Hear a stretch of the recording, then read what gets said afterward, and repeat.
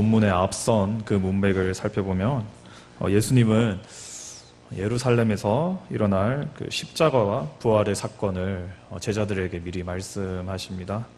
그러나 제자들은 이를 정확히 이해하지는 못하고요. 그저 예루살렘에 가면 어떤 큰 일이 일어나겠구나 이러한 대략적인 짐작을 하게 됩니다. 그리고 오늘 본문에 의하면 예수님과 제자들이 예루살렘에 더욱더 가까워지는 시점일 때 예수님의 12 제자 중 형제 관계인 세베대의 아들 야고보와 요한이 예수님께 한 가지 부탁을 하는 것을 본문 가운데 볼 수 있습니다. 어떤 부탁입니까? 37절을 보시길 바랍니다. 여짜오되 주의 영광 중에서 우리를 하나는 주의 우편에 하나는 좌편에 앉게 하여 주옵소서. 주의 영광 중에 즉 그리스도의 나라 하나님의 나라에서 한 명은 좌편 한 명은 우편에 앉게 해달라, 이러한 요구를 하죠. 여기서 흥미로운 점은 오늘 본문에 의하면 이러한 요구를 하는 당사자가 야고보와 요한으로 기록되어 있지 않습니까? 반면 같은 사건을 다루는 본문인 마태복음 20장, 구체적으로 마태복음 20장 20절을 보면 두 제자가 예수님께 이러한 청탁을 하는 것이 아니라 두 제자의 어머니인 살로메가 예수님께 이러한 요구를 하는 것을 볼 수 있습니다. 그럼 우리는 이 두 본문을 비교하며 다소 혼란스러워할 수 있겠죠. 어떻게 이것을 이해할 것인가? 성경의 역사적 진술에 있어서 오류가 있는 것인가? 성경은 뭐 잘못된 책인가? 우린 전혀 이러한 혼란을 가질 필요가 없습니다. 오히려 두 기록에는 모순이 있는 것이 아니고요. 야고보와 요한은 그의 어머니와 함께 예수님을 찾아갔다, 이렇게 보는 것이 옳습니다.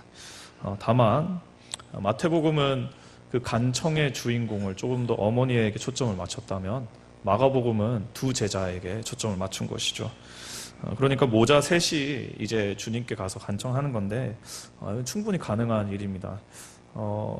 어머니 살로메는 이 복음서에 한 번씩 드문드문 모습을 드러내는데 그녀는 예수님의 제자는 아니었지만 예수님을 무지하게 잘 이렇게 쫓아다니는 무리 중에 한 명으로 기록이 되거든요. 구체적으로 언급하자면 마태복음 27장 56절을 보기만 하더라도 예수님께서 골고다 언덕에서 십자가에 못 박히실 때 그 현장에서도 이 살로메 그 어머니가 등장을 합니다. 그러한 그녀가 아들과 함께 이제 두 아들이 그리스도의 나라 하나님의 나라에서 좌편 우편에 앉게 해달라, 두 아들과 함께 간청하는 것이죠. 실제로 마태복음에는 어머니와 두 아들이 이렇게 등장하는 것도 볼 수가 있고요. 단지 오늘 마가복음은 앞서 말씀드렸다시피 간청의 주체를 요한, 야고보로 그냥 강조하고 있는 것입니다. 이 두 명을 중심으로 이제 내러티브를 전개하겠다는 것이죠. 여기서 야고보와 요한이 요구한 주의 우편, 좌편의 자리는 구체적으로 무엇을 의미하는 것일까요? 그들이 구체적으로 요구하는 자리는 쉽게 말해서 뭐 우리가 생각하는 바 내가 천국에 갔을 때 예수님 옆에서 이렇게 앉아가지고 오손도손 지내게 해주세요, 이런 의미가 아니라, 이런 좀 순수한 측면에서의 요구가 아니라요, 쉽게 말해 그리스도 즉 구약에 예언한 그 메시아가 세우는 지상의 영광스러운 나라에 좀 이렇게 큰 자리 하나씩을 좀 허락해 주세요. 예수님 왼팔, 오른팔을 상징하는 그 좌우의 자리를 허락해 주세요. 이러한 요직을 청탁하는 것으로 우리가 볼 수 있습니다. 제자들은 예수님이 예루살렘에 가까이 이르는 것을 보고 또 이전에 바로 그 전 본문에 예수님께서 예루살렘에서 일어날 사건을 말씀하시잖아요. 이 십자가 부활 사건을요.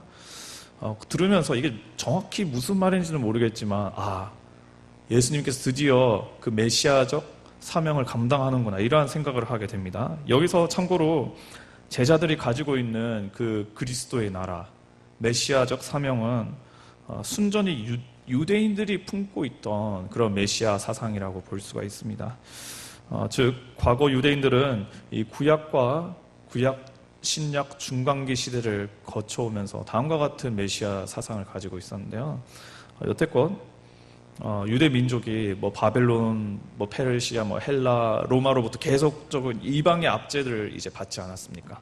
하나님의 통치를 받고 있는데에도 이방의 압제 속에서 이들은 자유하지 못하는 그러한 나라를 땅을 이루고 있었는데, 이제 주님께서 보내시는 메시아는 군사적으로 강하고 정치적으로 강하여서 이방의 압제에서 우리를 해방케 할 것이다.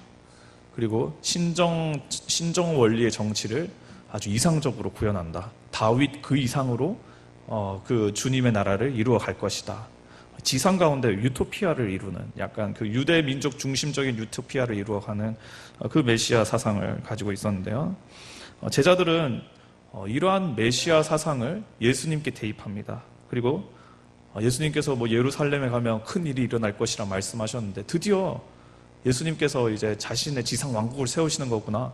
로마의 이 왕권 황제를 치고 뭐 그 정권을 치고 드디어 그 구약이 예언하던, 신구약 중간기의 여러 문헌들이 예언하던 그 메시아 국가 유토피아를 이제 드디어 세우는구나. 이렇게 제자들이 이제 생각하게 되는 것이죠. 그리고 이러한 동일한 기대를 요한과 야고보도 품고 있었는데요. 예수님께 청탁하는 게 이런 겁니다. 주님께서 이제 예루살렘에 들어가셔서 당신의 그 메시아 지상 낙원을 세우실 때에 그 강성한 정치적인 군사적인 나라, 다윗보다 더 강한 나라를 세울 때에 우리를 그 당신의 오른쪽 그리고 왼쪽에 앉혀주세요. 우리가 높은 자리, 우월한 권력의 자리에 앉을 수 있도록 한 자리씩 부탁드립니다. 상당히 이렇게 야망이 있는 청탁, 특별히 인간의 어떠한 본성으로 보자면 높아지려고 하는 그 욕망, 권력과 명예를 품고 싶어하는 그 청탁을 야고보와 요한이 예수님께 하는 것을 볼 수가 있죠.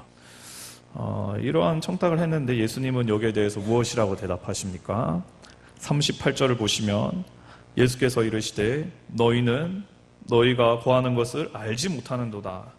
내가 마시는 잔을 너희가 마실 수 있으며 내가 받는 세례를 너희가 받을 수 있느냐. 야심에 찬 그러나 영적으로 우둔한 이 야고보와 요한을 향하여서 너희가 지금 무엇을 구하고 있는지 너희는 전혀 모른다. 예수님 당신을 오해하며 예수님의 나라를 오해하며 전혀 엉뚱한 강구를 하는 이들에게 예수님께서 말씀하시는 것을 볼 수가 있죠. 그러면서 예수님 무엇라 말씀하십니까? 오히려 당신의 나라에서 으뜸이 되는 것은 내가 마시는 잔과 세례를 받아들이는 것, 그것이 으뜸이 되는 것이다 말씀하십니다.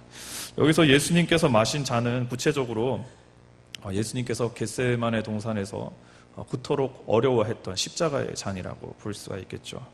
고난과 죽음, 철저히 자신이 희생되는 그런 잔, 이것을 받아야 한다. 또 여기서 세례가 언급되는데 세례 역시 이 구약의 텀들을 살펴보면은 그 물의 깊이 가운데서 고난을 통과하는 그것을 의미하는 거거든요. 고난을 통과하는 것. 이렇게 해야지 으뜸이 될 수 있다. 예수님 말씀하시죠. 야고보와 요한이 요구하는 의미의 영광과는 전혀 다른 그러한 으뜸, 고난과 희생의 영광이 자신의 나라를 따르는 자들에게 있을 것을 말씀하시며 너희가 이걸 따를 수 있겠느냐? 받아들일 수 있겠느냐? 물으십니다.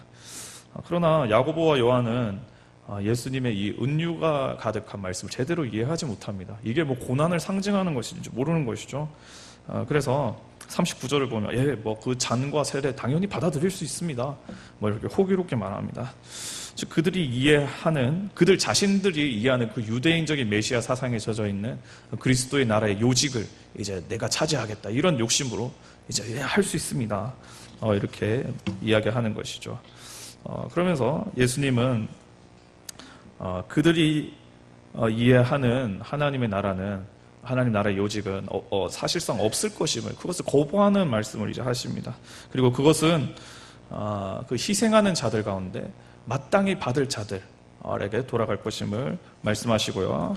한편 이후에 이제 일어나는 사건이 참 재미있는 것 같은데, 이후에 이 야고보와 요한의 청탁이 사실상 무산으로 돌아간 이후에 이것을 이제 누가 알게 되는가? 나머지 10명의 제자들이 알게 됩니다. 그래서 10명의 제자들이 41절에서 굉장히 야고보와 요한을 향하여서 화를 냅니다.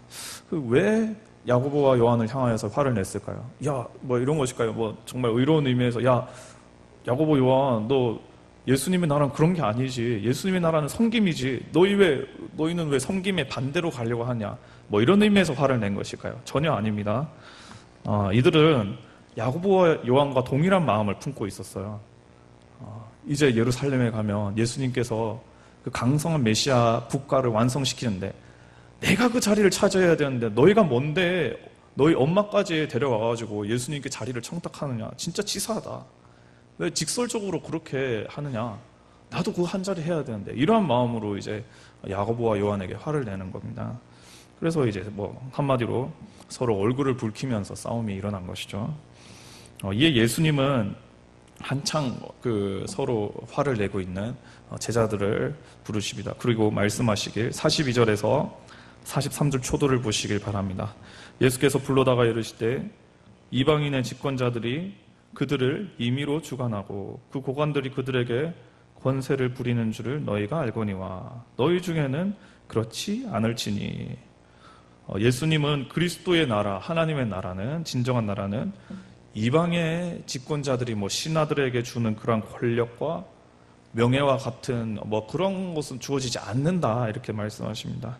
여기서 이방인의 집권자는 특히 당시 이스라엘을 지배하던 로마를 암시하는 것으로, 로마를 영산시키는 것으로 우리가 그렇게 볼 수 있죠. 로마의 그 공직자들은 우리가 그 역사 뭐 영화나 뭐 드라마 책을 통해서 알 수 있듯이 얼마나 서로 권력을 얻기 위해서 모함을 하고 뭐 배신, 거짓말, 서로 생명을 죽이면서까지 권력 얻으려고 합니까? 그것이 얼마나 자기들에게 명예로운 것이고 뭐 얼마나 그것을 간절히 소망하는 것이 뭐 우리가 그 역사적인 그 배경들을 통해서 살펴볼 수 있지 않습니까? 그런 게 없다는 겁니다. 그 이방 국가, 이방의 신하들이 요구하는 그런 권력은 없다. 대신 거기에 선을 그으시고 예수님 말씀하시는 바 43절 초중반부터 44절을 보시면 너희 중에 누구든지 크고자 하는 자는 너희를 섬기는 자가 되고 너희 중에 누구든지 으뜸이 되고자 하는 자는 모든 사람의 종이 되어야 하리라. 진짜 그리스도의 나라의 으뜸이 되고자 하는 자는 앞서 그리스도께서 마신 그 십자가의 잔을 진정으로 받아들일 수 있는 아주 모두를 섬기는, 모두의 종이 되는 낮은 자가 되어야 할 것임을 말씀하십니다. 여기서 종이라는 표현은 뭐 우리나라 이제 번역에 쉽게 아주 좋게 말해서 종이지 사실상 노예죠. 노예가 모두의 노예가 되어 섬기는 것이 그리스도 나라를 섬기는 방식, 원리이며 그것이 으뜸되는 길임을 이제 말씀하십니다. 야고보와 요한 또 10명의 제자들이 원했던 그 높음, 그 우월함과는 굉장히 역설적이고 대조적인 그러한 으뜸을 지금 예수님께서 말씀하시죠. 이어서 예수님은 당신 역시 그리스도 나라를 세우는데 십자가의 잔을 받으심으로 우리를 위한 대속물이 되어주심으로 그 한없는 낮아짐을 통하여서 우리를 세우시고 우리에게 생명 주시고 그것이 바로 이 땅에 오신 이유임을 말씀하십니다. 45절 보십시오. 45절입니다. 인자가 온 것은 섬김을 받으려 함이 아니라 도리어 섬기려 하고 자기 목숨을 많은 사람의 대속물로 주려 함이니라. 주님은 이 땅에 자신의 생명을 내어주기 위하여 오셨다. 우리를 그러므로 세우시고 우리가 예수님의 그 죽으신 생명을 딛고 일어서서 하나님과 화목하게 되는 그 목적으로 이 땅에 오셨음을, 그것이 하나님 나라를 세우는 방식이고 으뜸이 되는 길임을 예수님께서 말씀하십니다. 이 십자가의 잔 마시는 것, 예수 그리스도의 낮아짐의 길을 따르는 것이 진정 그리스도의 나라에 동참하는 옳은 방법이며 으뜸되는 방식임을 주님께서 말씀하시죠.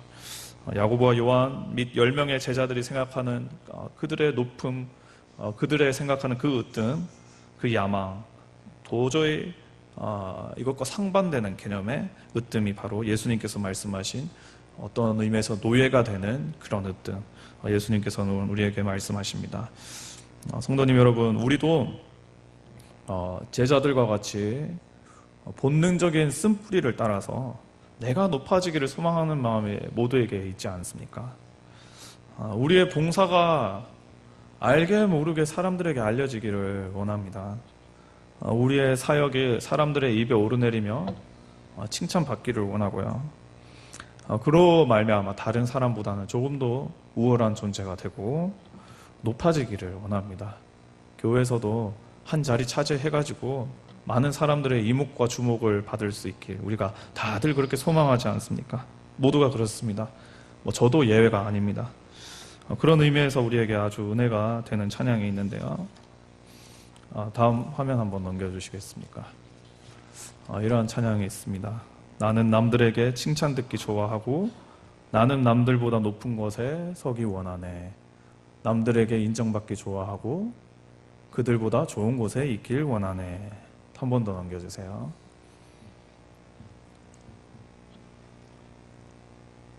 안 넘어갑니까? 화면요. 그러나 주님 허리에 수건을 두르사 내 발을 씻기시고 십자가에 물과 피를 흘리사 종이 되셨으니 나도 종이 되어 섬기기를 원합니다. 겸손하신 주님 따라 주님 닮아 모든 이의 종이 되어 누군가의 종이 되어 이러한 참 우리의 어떻게 보면 본성을 우리의 속마음을 찌르면서 진정 그리스도인들이 나아가야 할 방향을 노래하는 그런 찬양이 있는데 찬양의 가사처럼 그리스도 나라의 백성은 하나님께서 하나님 나라를 위하여서 예수님께서 철저히 낮아지셨듯이 나도 낮아지는 것 이것이 주님께서 기뻐하시는 것입니다. 또한 이것이 진정 하늘나라에 갔을 때에 예수님의 좌편과 우편에 앉는 그 길입니다. 우리가 높아지려 하는 것 그것은 오늘 말씀처럼 이방에 이 로마에서나 일어날 법한 그러한 일인 것입니다. 주님 나라의 제자들은 그것과 반대로 권력을 가지려고 하는 것이 아니라 내가 희생되고 내가 하나의 미랄이 되어서 썩어지는 것 이것을 추구해야 하는 것이죠. 우리는 모두 이 사실을 알고 있습니다. 나는 낮아져야지. 그러나 이것이 잘 되지 않는 것이 사실입니다. 그래서 오늘 이 말씀이 우리에게 주어지지 않았겠습니까? 주님은 계속적으로 우리에게 말씀하십니다. 낮아져라. 높아지려고 하지 마라. 이방의 권력자들처럼 자꾸만 너가 세워지려고 하지 마라. 그것은 도리어 너가 종이 되는 길이다. 으뜸이 되고 싶으냐? 겸손해라. 노예가 되어라. 희생해라. 예수님께서 우리에게 말씀하십니다. 희생함으로 낮아짐으로 주님 나라의 왼쪽과 오른쪽의 자리를 차지하는 우리 모두가 되기를 간절히 소망합니다. 우리 함께